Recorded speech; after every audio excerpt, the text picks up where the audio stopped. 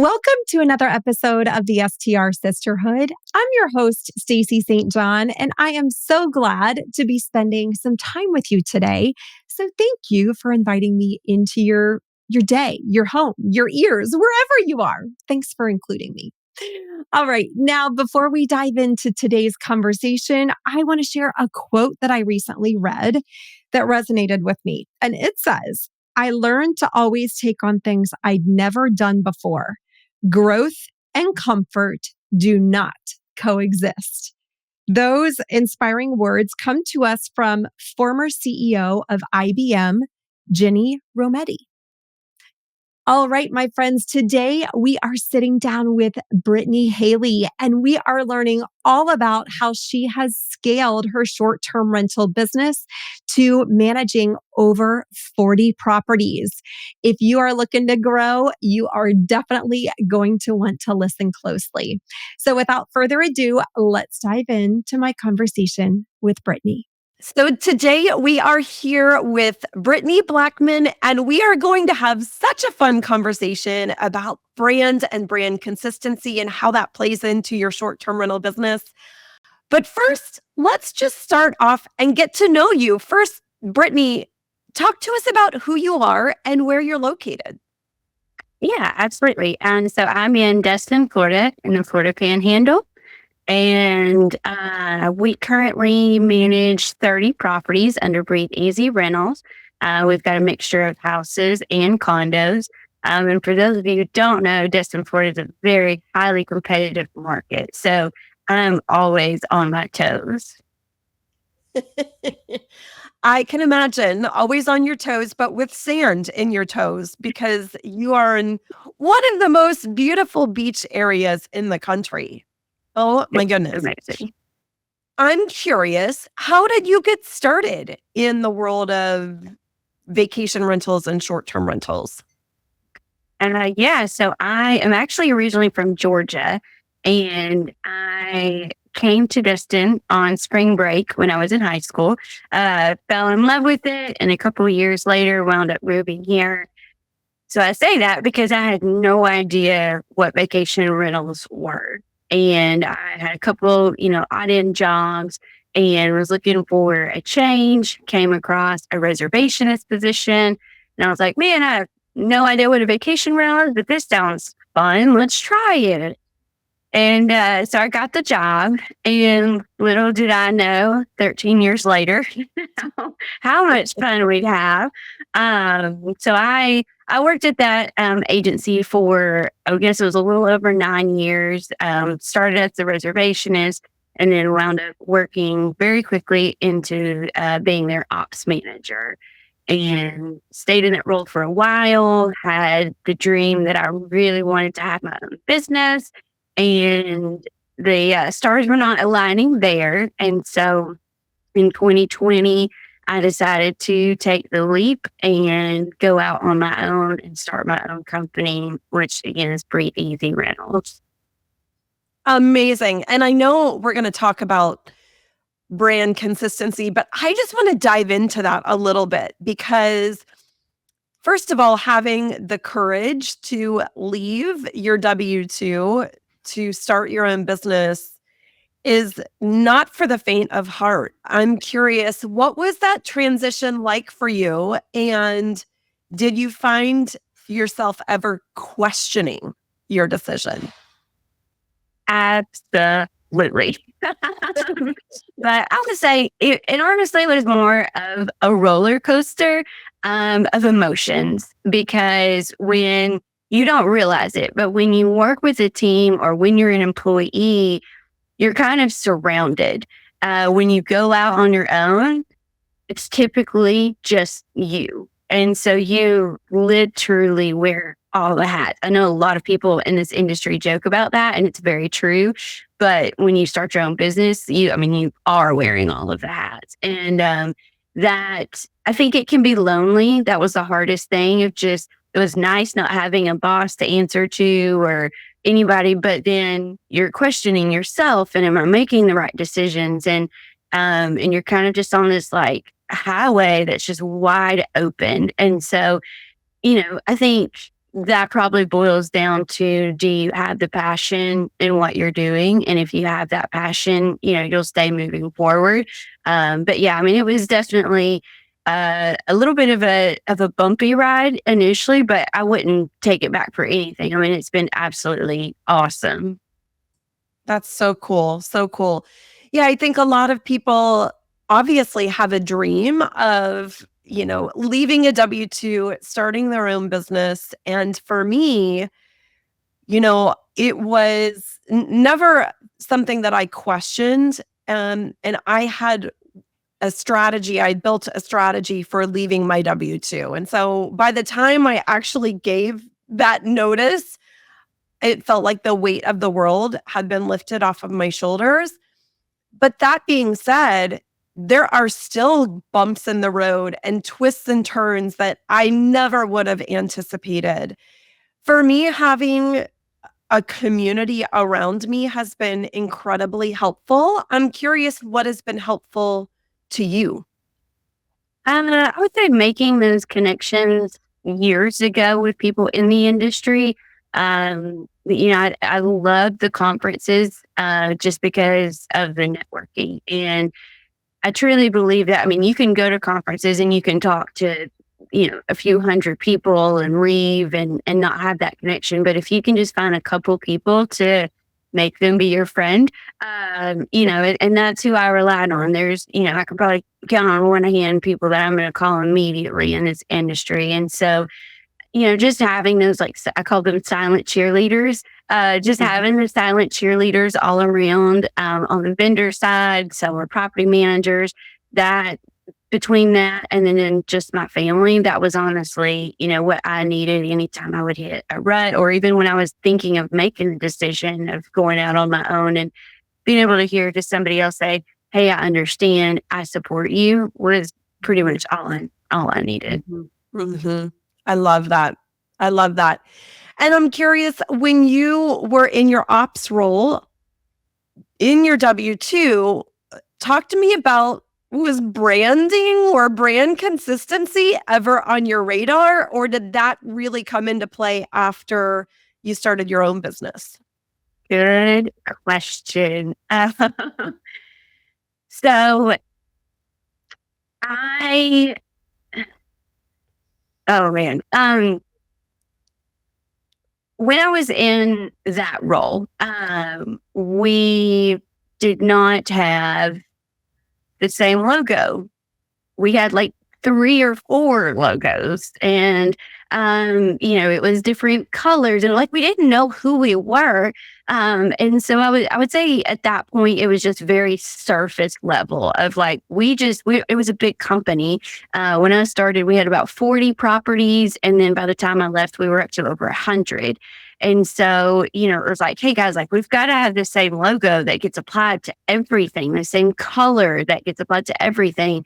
And so I would say we brought brand consistency into it. And that, was something that at that point, it was just trying to keep the recognition going. And obviously, Book Direct really was starting to sink in after a few years. And so that was really that focus there. When I left and started Breathe Easy, again, Destin, Florida, highly competitive market. So I knew I was never going to be able to fight and have a budget. I didn't want to become a big company. And so I immediately went to, how can I build my brand? How can I be the target in the world of Walmart's? I love that. The target in the world of Walmart's. So good. And don't get me wrong, I love Walmart, but I really love Target. Yeah. No, that's good. That's good. Okay. So talk to me about your perspective on brand consistency. And I'm curious to hear your thoughts about how you feel like that plays into building trust and loyalty among guests. What are your thoughts there? So to me, brand consistency is knowing who you are, effectively communicating it, and being consistent. And so again, we're in the world where Book Direct is very heavy. And even so, there's a lot of distrust. There's people who are looking at vacation rentals. They've never stayed in one. Maybe they've never stayed with a property manager or a host. And so, I think when you have brand consistency and it's across different platforms and it's always the same, I do believe that when people are looking at you, it not only makes you look professional, even if you're a small mom and pop, but it also just creates that sense of trust that, okay, I'm seeing the same thing in multiple places versus, well, over here, it's this, this picture, and over there, it's this one. And then that doesn't make you feel good. And, I read a few books and watched things, but it's like Target. Their colors are red and white and it's the same. They don't change anything. And actually, they don't even put Target on the front of their buildings. They just have a symbol. And that's how powerful that was. So that's what was so important to me with Breathe Easy. We call it the B logo, BE. And so again, I think when people are seeing that same thing over and over, it just helps them feel comfortable. And when you start getting into that, you want to sponsor local teams or local events or buy promotional items, having that consistency, it just spreads your word and your value so much more, in my opinion. No, that's good. That's good. I'm curious also to hear your thoughts about how someone like you or me or anyone listening who has just maybe even one property or a small portfolio, how someone can, from your perspective, build consistency between their brand and their property inventory. How can they transcend that through their property inventory? Excellent question. So I'm going to go backwards for a minute. So when I knew that I was going out on my own and I was trying to figure out what the name of the company would be, I went through so many, brand names, and I loved Hakuna Matata. And I was like, because to me, it was like a vibe that I wanted to express. And so I actually went to several of my friends and family and said, okay, this is what I'm doing. Here's the name. What do you think of it? Like, what does it make you feel? And they immediately said, Disney, kids, fun. And I went, because I love Disney, but that is not what I wanted to be. And that's not what I wanted people to think of. In my original aspect of just the kids. Like I didn't want that. So I was like, ooh, I wanted something that was more for maybe professional travelers or older, couples traveling, families, not that.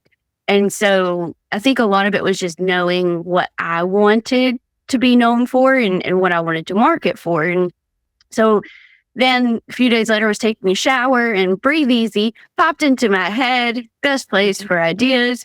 And of course, from there, ran with it. Asked people, how does it make you feel? Obviously, it makes you breathe easy. So it's a very good feeling. It can be applied to professionals. It can be applied to families. So it kept it so that way it wasn't restrictive of any sort of clientele.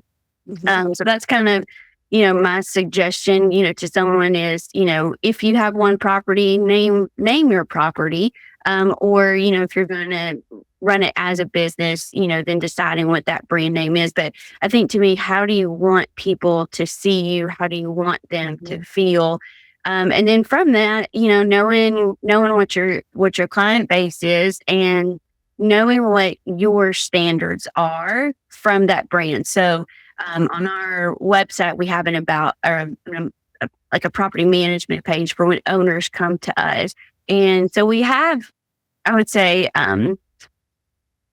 we have things that we look for in owners that pair with what we do. Like we want owners who care about the guest experience, that care about property management and aren't just investors who just want a paycheck and never see their property or do anything in it.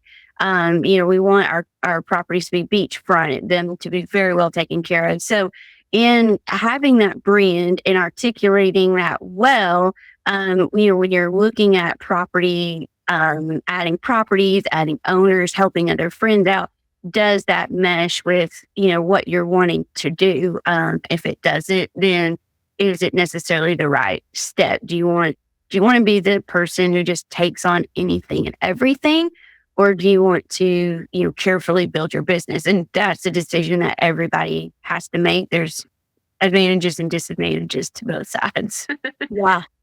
I think one thing that really sticks out to me, and I love that you're mentioning this, is knowing what you want. So at the very beginning, as you are, again, building your brand, having clarity is so incredibly important. And that clarity sometimes hits you in the shower.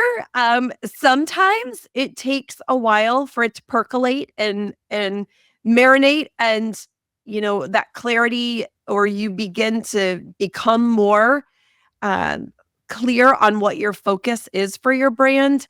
But I also love that, as you were starting out, you were approaching other people to get their feedback on how they felt about your brand. As you have evolved your business, you are clear about who you want to work with, who you want to serve as a guest in your business, and then also who you want to serve as an owner of a property. I think that clarity is so incredibly important, Brittany, and I think it's often overlooked. What are your thoughts? Do you see other people struggling with that clarity, or do you see other people looking for other people to tell them what to do without kind of doing that inner homework? What's your experience there? What do you see?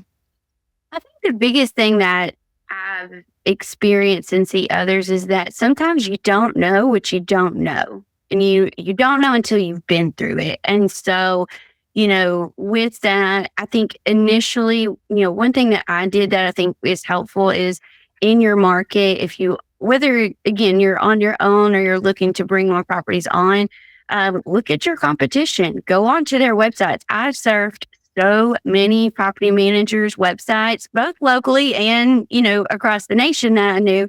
But I just got a feel for, oh, I like this, I don't like that. So if you're just completely like in the dark and you have no idea, start there. Start looking at different websites and write that down, because if you start writing down what you like and what you don't, there's a reason behind that. And you can start piecing that, together. And again, some of it's just experience over time. You just have to work with different owners, different guests, and see what is it that you liked or not from that, and just build that together. So I think that's probably the hardest part of just not even knowing what all is out there. And I think the other side of it too, and this was something I struggled with over the past 6 months, was following your intuition.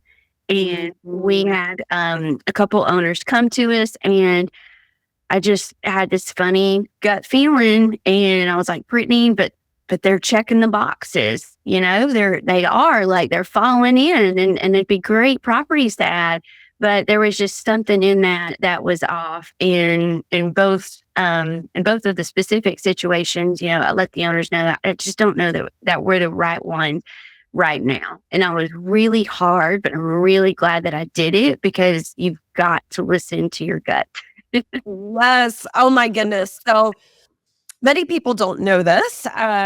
So yeah, I'm in the process of writing a book. And one of the things I talk about in my book is I call your gut my God rod. So I'm a big, believer. I'm the praying kind, and I realize it's different for everyone, but I kind of think about that gut as being, a steel rod that is in my core. And I have to listen to that. It serves as kind of an antenna that's coming out of the top of my head, and it is within me. And when I really started opening my ears and listening to my intuition and my gut, boy, oh boy. And I'm talking about in life in general, not just in my business. It's a game changer. It is absolutely a game changer. So I love that you're talking about that. I'm curious too. I want to go back to the topic of having your brand consistent within your properties. In your business, are you focusing on bringing your brand into the properties themselves? How are you executing that? Is it, do you have signage in your properties? Are you utilizing your brand colors in your properties? How are you executing that brand consistency with different, styles and types of properties too? Absolutely. So I think my favorite phrase when you ask this question that pops up is the devil is in the details. Mhm. And that is how we operate. Everything that we do or touch has the B behind it. I'll start at the behind the scenes. We have 3 storage units. They are in meticulous condition. Our staff, we are all OCD crazies. But it starts there because it's the environment that I want our team to work in. I crave efficiency in operations. And so we have everything has a home and it stays clean, it stays organized. And when one towel is out of place, we're like, "Ah." But I say that because again, I mean, that's part of it. It's behind the scenes. A guest or an owner doesn't see that, but we live it because we're clean, we're organized, and we know what we're doing. And so that transpires into front scenes, which are the actual properties. And, a few things that popped in my mind were we have promotional items that we offer. Everything is branded. So we have notepads, pens, koozies, coolers, all the fun things. I'll find stuff on sale. Anything that I find, though, it either has to be in the colors of our business and or it has to serve a function. I don't like just promo stuff that people go and throw away.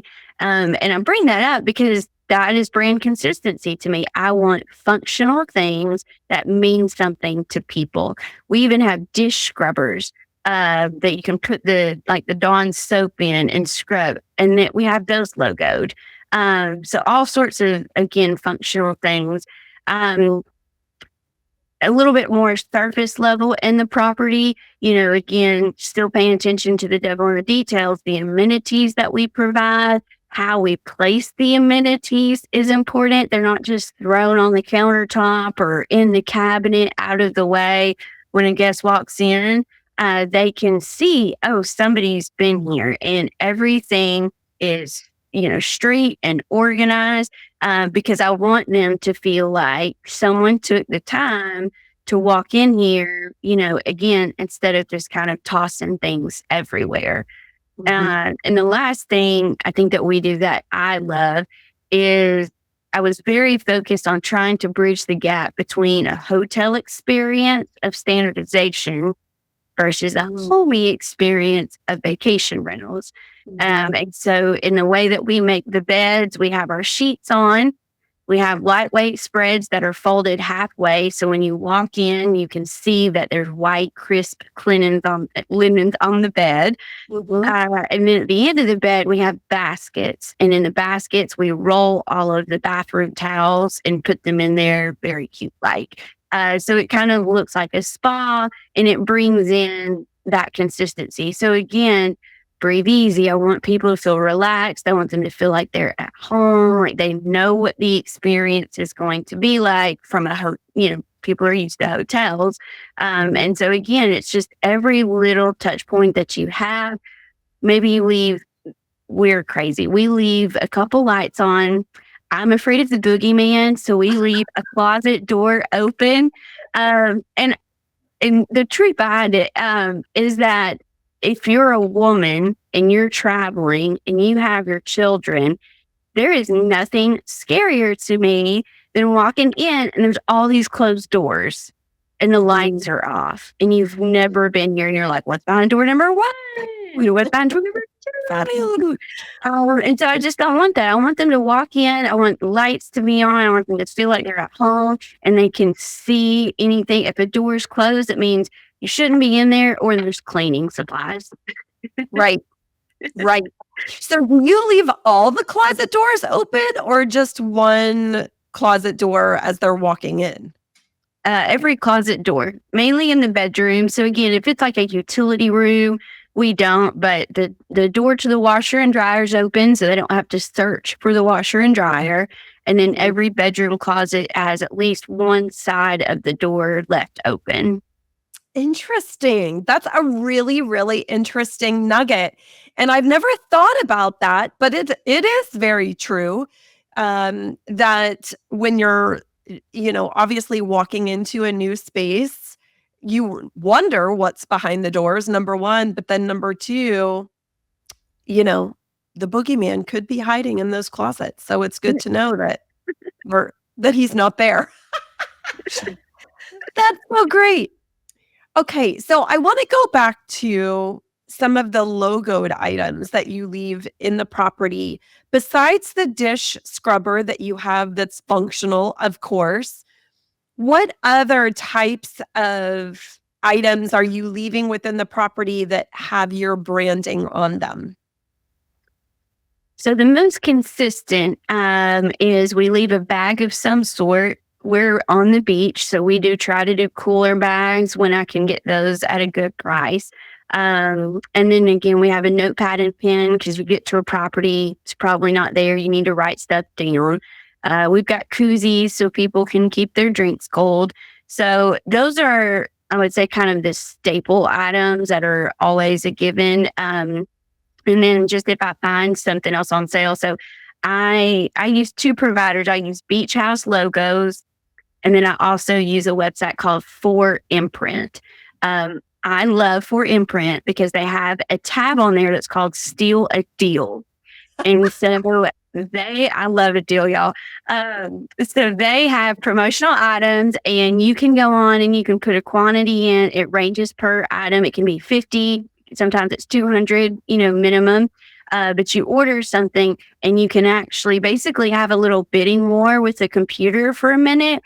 And you can put in what price you're willing to pay, and the computer will go back and forth with you, and then it will give you basically, here is our lowest price. And that's been fun. So we got gigantic carabiners. I don't have one on me right now, but we got these carabiners that were like this big. And I mean, that's actually how we got the dish scrubbers. And so we've also done lint sheets where it's a little foldable pack. And so that way the ladies or men, I guess, can get that off. So, to me, it was just finding good deals and things that people could use. I'll be darned. And so you're encouraging, obviously, your guests to utilize these items during their stay, but also to take them home with them, right? So they can remember your brand after they leave. So fun. And I love stealing a deal myself. I'm going to have to go check out For Imprint. That is super fun. I'm curious, do you have a specific budget that you set aside for promotional items? Is it just, hey, this is the best deal I can find right now? Or is it a percentage of your revenue that you're, carving out for promotional items? How do you budget for things like that in your business? Well, my accountant would not like this answer, but I give myself an open budget. So obviously, if it's like the slow season and quote unquote times are tough, I'm not going to go on this, crazy spending spree. But when season's good, when there's a great deal, that's just too good to pass up, I do it. One thing we got the one time were jewelry boxes. They were about this big, branded. Those were amazing. Anyways, so I don't give myself a budget, but my perspective is it's a long-term play. It's not something like, obviously, me putting a cooler in a property is not going to make Stacey come back next year. Yeah, I wish it would, but that's not. But it's just that consistency. It's that I care. It's a little gift that goes a long way.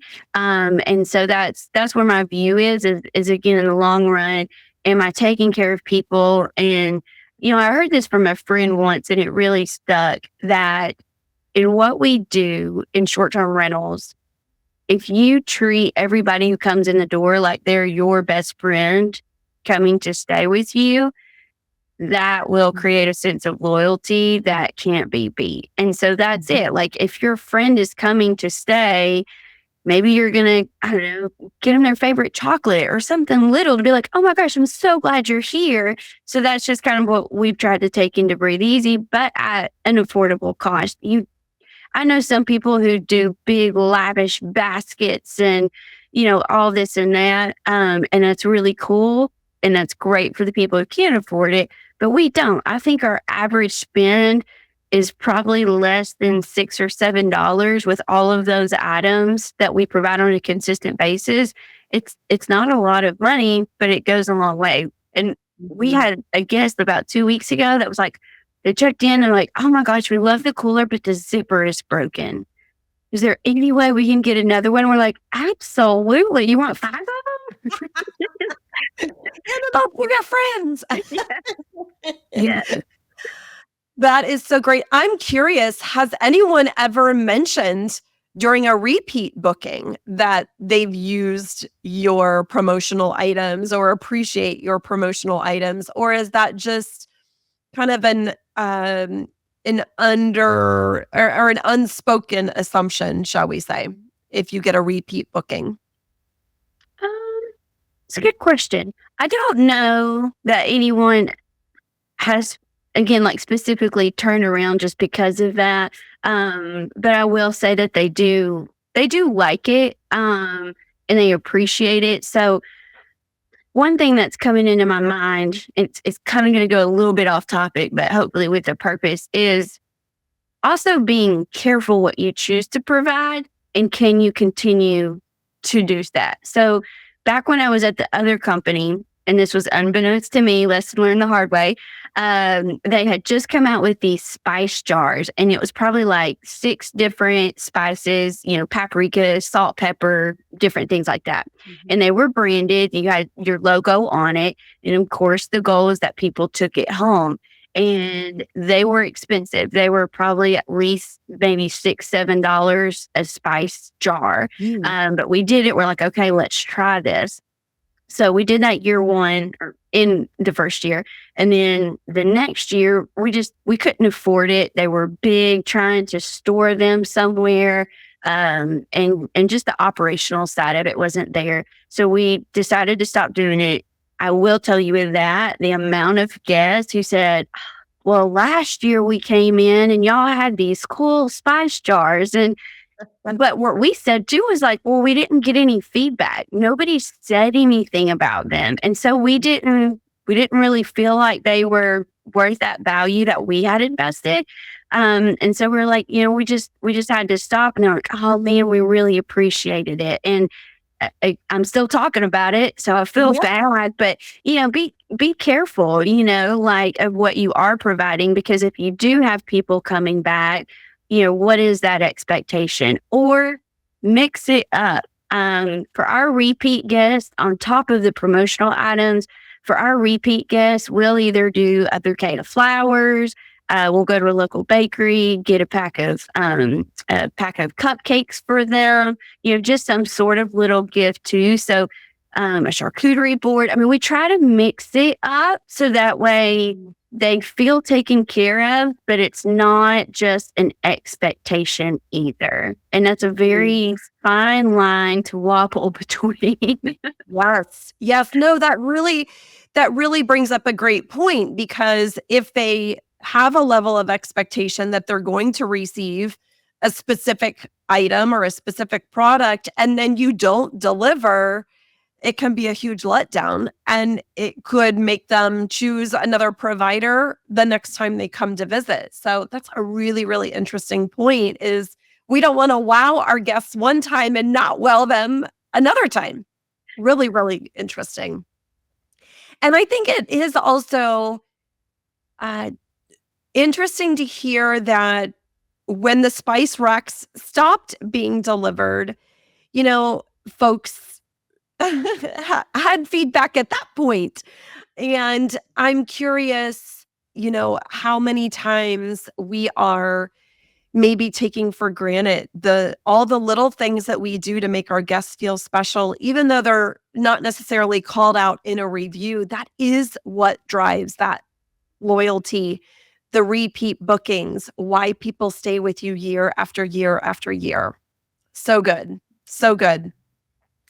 I'm curious, Brittany, if someone is listening to us going, wow, I am not doing any promotional items. I have 7 logos floating out on different social media platforms. I'm not consistent in the way that I'm presenting myself, but this feels really overwhelming.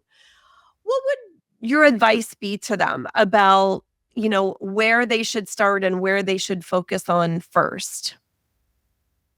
So number one, deep breath. It's not hard. It's not accounting. It's not bookkeeping. It's not learning software. It's fun, and it should be fun. If you're not the creative soul, then find a friend who is and say, hey, can I bring you in for this, to help me with this as like a visionary. So I think at the base level, knowing who you represent, whether it's just yourself or others. So knowing who you represent, finding a name that you're going to call your property or your company. And then from there, setting colors, setting a logo. And to me, that's the base level. Get everything consistent. If you are an individual host, making sure that even if you have a basic website, even if it links out to the OTAs and it's not online bookable, having the logo, having the colors, maybe it's your face. Some people like to, bring themselves into things and some people prefer not to, but have that consistency on a basic website, on social media, on the listing sites like Vrbo and Airbnb. Have that consistency. You don't have to do all the promotional items and all of that, but I think that's a very good baseline. And then from there, start dipping your toes into what excites you, and pay attention to what your competition's doing. The last thing, if you can afford it money and time wise, go stay at another vacation rental because it will teach you so many things that you can't learn. Absolutely. I love, love, love that advice.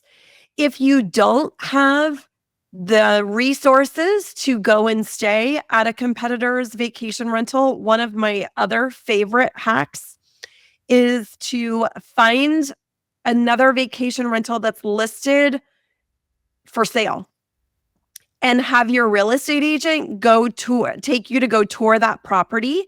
Now, you have to brief your real estate agent. And of course, we want to be respectful of their time. So we don't want to waste their time by, having you walk through your competitors' properties if they're not able to get a sale. So I would not recommend this if you don't have a solid relationship with your realtor. But if you do, they are going to want to bend over backwards to help you and your success so that, again, you can bend over backwards and support their business too. But just walking through competitors' properties and looking at how they're placing items, looking at their level of cleanliness or their lack thereof. That is incredibly helpful. So that's a great hack if you don't have the financial or time resources to go stay with a competitor. I love that. Who doesn't love the open house? I know that, friend. So good. So good. All right. So I want to move to the lightning round. And at this point, I'm going to ask you some questions and ask you to just answer with the very first thing that comes to mind. First question is, where is your favorite place to vacation? Cool. Anywhere but here. That is so funny. So talk to me about that. Are you a beach vacationer even though you live at the beach? Or do you prefer to go to the mountains or to a city to tour? What types of things do you like to do? I love everything. I just love different experiences. I took my husband for the very first time to New Mexico in January, and he saw snow for the first time ever. Yeah, us Florida people don't know what snow is. So yeah, I love different. I would say I love fishing. So my husband fishes for a living, so that's always going to be like my first pick is where can we go fishing. But beyond that, I truly love just different experiences, and it can be the beach, the mountains, the city. It can be somewhere close, somewhere far away. I just love Yeah. curiosity. Yeah. Well, let me tell you, I'm going to make you an offer right now. Anytime you want to see snow, I will gladly come to Destin and you can gladly come to Ohio and we'll just trade. Okay? Okay. And we can do that for like 3 months out of the year if you're cool with that. Oh my god, deal.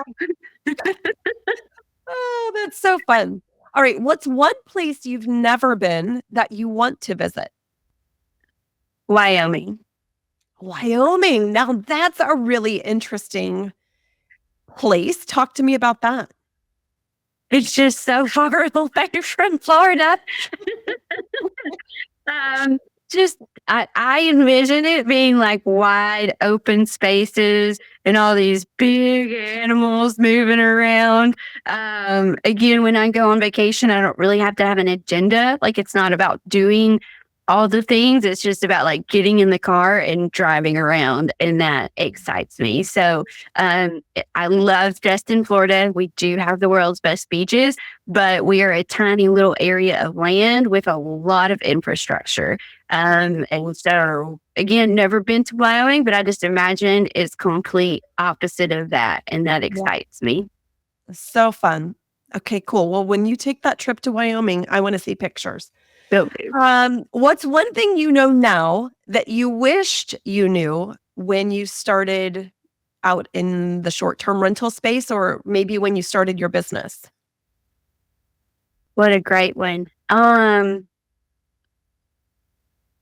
I think it's something that I'm still actively working on, but it is don't take things personally, which is Ooh. very hard to do when you're putting your heart and soul into things.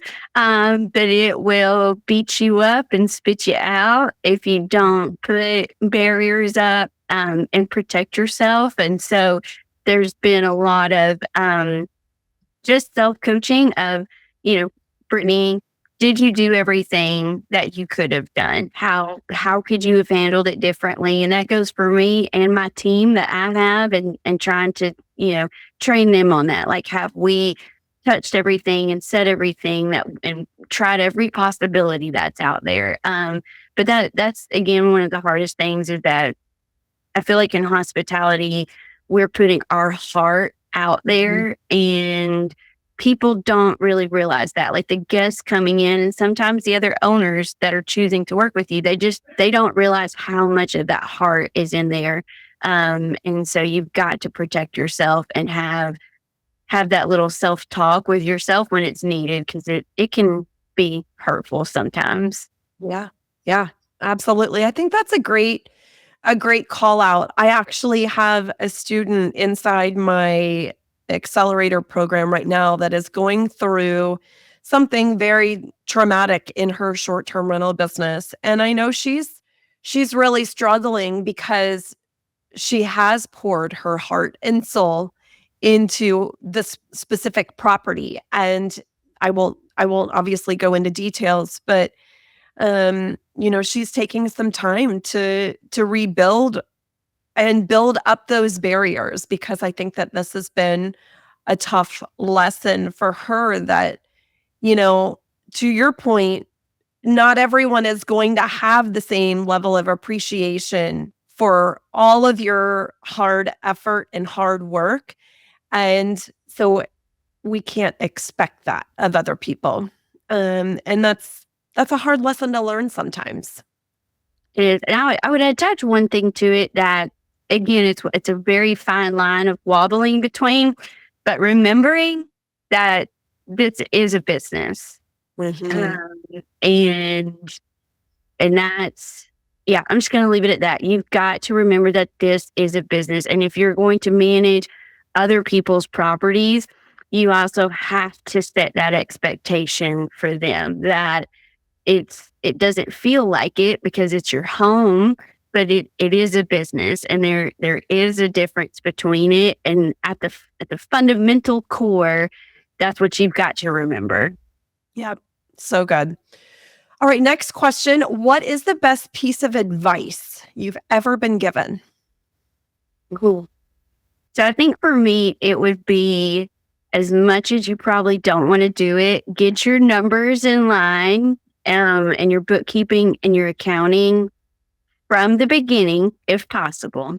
If you can't, work on it. Find someone who can help you with it. It's probably the one thing that most of us try to avoid in this industry, but it helps you in making business decisions. You asked me earlier with our promotional items, is it a percentage and this and that? It is absolutely not. But some people may want to make that, they may want to say, I need to put barriers on myself because I'm a shopaholic and I don't want to go crazy. And so they need to give themselves that structure. So if you have clear numbers, if you understand that every dollar in has to go out somewhere, and you've got that clean accounting, then you can make business decisions, and you can pass it off. You talk a lot about knowing what the right property is to purchase, and just because it looks shiny and good, is it profitable? Is it a good investment? And so that again, having clean numbers, and that approach to everything, I think is something that can help everybody at any point in this industry. Amen, sister. And the other thing too, when it comes to making data-driven decisions, having a process by which you analyze a property, I think is so incredibly important. It's something that I, obviously teach folks in my programs, but I also think it's something that you said is really important. Your accounting and your bookkeeping is not something that you personally have to do. If that is not something that lights you up, girlfriends, if you are listening, find someone who accounting and bookkeeping is in their genius zones and it lights them up, and leverage that relationship and leverage that business relationship so you can focus on the things that you enjoy most. For me, I am not a bookkeeper, okay? My bookkeeper and my accountant will be the first person to tell you that. Well, it's good to have good team members around you, for sure, for sure. All right, last question. What's one thing and or person that you're grateful for today? Ooh. There are a few people that come to mind. I think of Daniel Liefeld, Corinne Oakey, Susie Cross, but I do want to answer and say collectively, the industry. This industry is so willing to help. Look at what you do in your communities. It's so powerful. And there's other people like you out there. There's other people that are in places where you want to be. And I can honestly say, I don't think I've ever talked to anybody in this industry and they're not willing to help. Now they might charge you for it. That's your decision if you go that route. But no, for real. There's so many resources out there of education, but I don't think that anything beats a one-on-one conversation of, hey, here's my struggle. How did you deal with that? And I remember the first time that we dealt with bed bugs. We've not dealt with it, and I don't like dealing with them. I called a few property managers up. Hey, what did you do? How did you handle this? And that's how we knew how to handle that situation. So, I think that it can be scary to ask for help or know where to start. But if you can find different communities that, are like-minded of where you're at and where you want to go, again, asking for help. I mean, this industry is just, absolutely amazing. I call it the cult because I'm like, once you get in, if you love it, you do not get out of this industry. That is a really great way to describe it. And it is so true. I mean, when I first bought a short-term rental, I bought it as a real estate investment.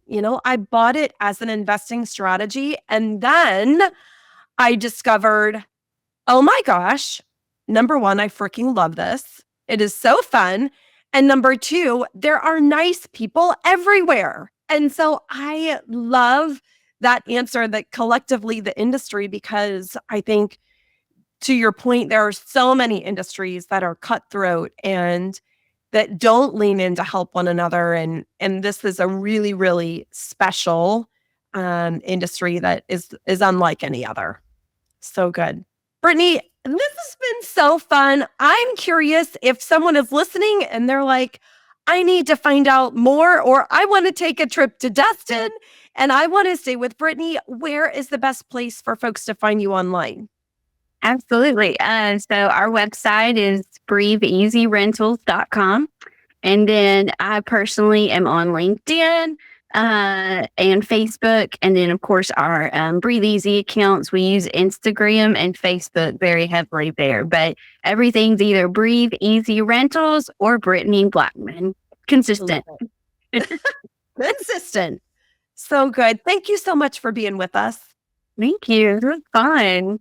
Now, before you go, I want to give a quick shout out to some of the amazing women inside the Female Short-Term Rental Investors Facebook group. Just a day ago, Rena posted, hot tub question. I am trying to order a hot tub. I reached out to a few companies online. Bueno Spa recommended Jersey Spa. It seats 6 and it's around $5,000. A local dealer recommended a jacuzzi spa around $8,600 all inclusive. I'm slightly confused between both the options available. Does anyone have a recommendation? And Ashley chimed in with some fabulous advice. And she says, go with whoever is the best with service. A cheaper spa is great, but if no one will service it, you're hosed. Also, search them on YouTube and see which one has the most troubleshooting videos. Ashley, great advice. Thank you so much for sharing. And Rena, thank you for the question. And with that, my friends, that wraps up today's episode. I hope you have a phenomenal week ahead, and I will see you very soon.